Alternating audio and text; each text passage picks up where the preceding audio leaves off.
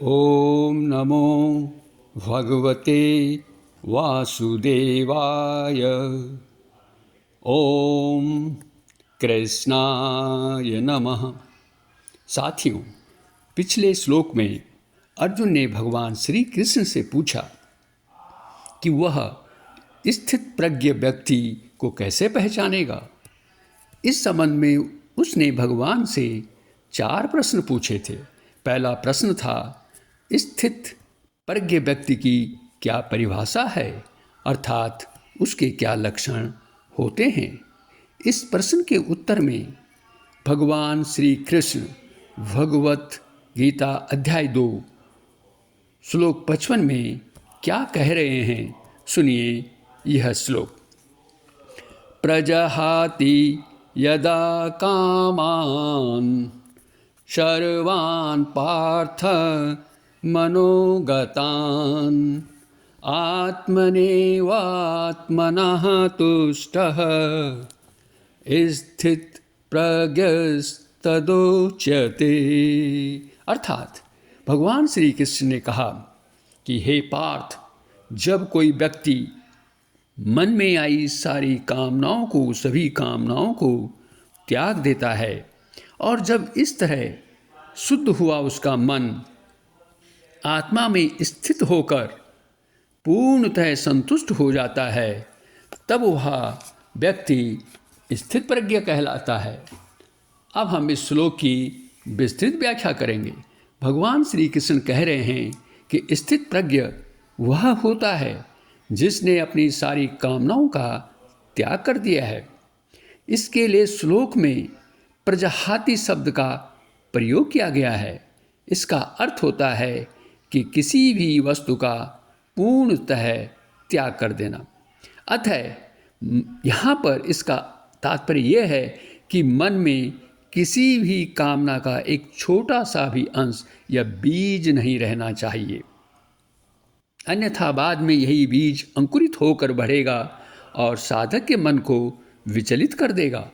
अतः साधक को अपनी कामनाओं का, समस्त कामनाओं का सर्वथा त्याग करना है।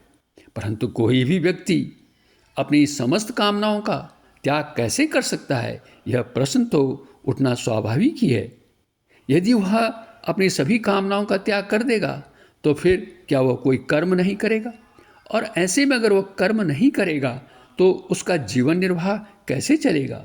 इसलिए यहाँ पर हमारे लिए यह समझना जरूरी हो जाता है कि कामनाएं कितने प्रकार की होती हैं।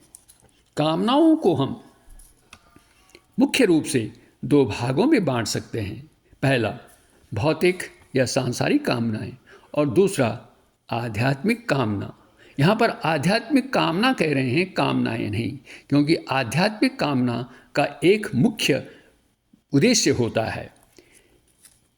इनमें से हमें अपनी भौतिक यानी सांसारिक कामनाओं का त्याग करना है और अपना ध्यान आध्यात्मिक कामना की प्राप्ति पर लगाना है। सांसारिक कामनाएं स्वार्थपूर्ण होती हैं। ये कामनाएं मनोगत होती हैं। इंद्रियों के बाह्य वस्तुओं के संपर्क में आने से ये मन में आई हैं। ये कामनाएं आत्मगत नहीं होती, अर्थात ये आत्मा में नहीं होती हैं। यदि ये आत्मा में होती, यदि ये आत्मगत होती तो हम इनका त्याग कदापि नहीं कर पाते। यह ठीक वैसे ही है जैसे जल से उसकी शीतलता और अग्नि से उसकी उष्णता को नहीं अलग किया जा सकता। अब प्रश्न ये उठता है कि हम अगर अपनी संपूर्ण कामनाओं का त्याग कर देंगे तो इससे क्या होगा। इससे हमारा मन निर्मल हो जाएगा, हमारा मन शुद्ध हो जाएगा। कामनाएं मूल रूप से राग और द्वेष के कारण बनती हैं और इन्हीं से हमारे मन में काम, क्रोध, लोभ, मोह आदि अनेक अवगुण उत्पन्न हो जाते हैं। इन अवगुणों के होने से मन से हम आत्मा का साक्षात्कार नहीं कर पाएंगे। यह ठीक वैसे ही है जैसे हम एक गंदे शीशे में अपना चेहरा नहीं देख सकते हैं। आत्मा के दर्शन तो निर्मल मन में ही हो सकते हैं, शुद्ध मन में ही हो सकते हैं। आत्म साक्षात्कार होने पर साधक को परम संतुष्टि की प्राप्ति होती है। इसीलिए श्लोक में कहा गया है आत्मनेवात्मनः तुष्टः, अर्थात मन का आत्मा में संतुष्ट हो जाना, उसे परम सुख की प्राप्ति हो जाती है। एक बार साधक को आत्म साक्षात्कार हो जाता है, आत्मा के दर्शन हो जाते हैं, तो इस सुख के अलावा उसे और किसी सुख की ज़रूरत ही नहीं पड़ती है। अंत में साथियों, इस श्लोक से हमें क्या यह शिक्षा मिलती है कि हमें अपना जीवन सांसारिक कामनाओं को पूरा करने में ही नहीं बिताना है। कामनाएं तो कभी पूरी होंगी ही नहीं। एक की पूर्ति होगी तो तुरंत दूसरी उत्पन्न हो जाएगी। जब तक ये पूरी होती रहेंगी तो सब कुछ ठीक चलेगा, लेकिन जब हम इन्हें पूरा नहीं कर पाएंगे तो हमारा मन अशांत हो जाएगा, और अशांत मन क्या करेगा? यह स्थित प्रज्ञ की अवस्था तक पहुंचने के लिए आत्मा में स्थित नहीं हो सकता।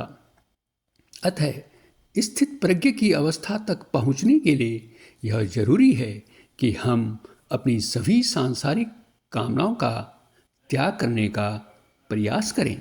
हमें अपनी सुख सुविधाओं की चिंता नहीं करनी है।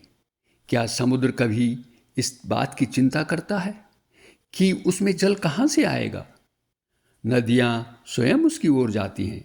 इसी तरह स्थित प्रज्ञ व्यक्ति को सुख सुविधाएं भी स्वतः ही मिलती रहती हैं, जिनका कि वह सदुपयोग अपनी भगवत भक्ति के मार्ग में भी करता है। साथियों, वीडियो देखने के लिए धन्यवाद।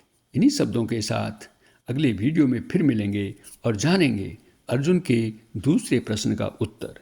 कृपया अपनी संस्कृति के प्रसार के लिए इस चैनल को सब्सक्राइब करें और वीडियो को शेयर भी करें। पुनः धन्यवाद।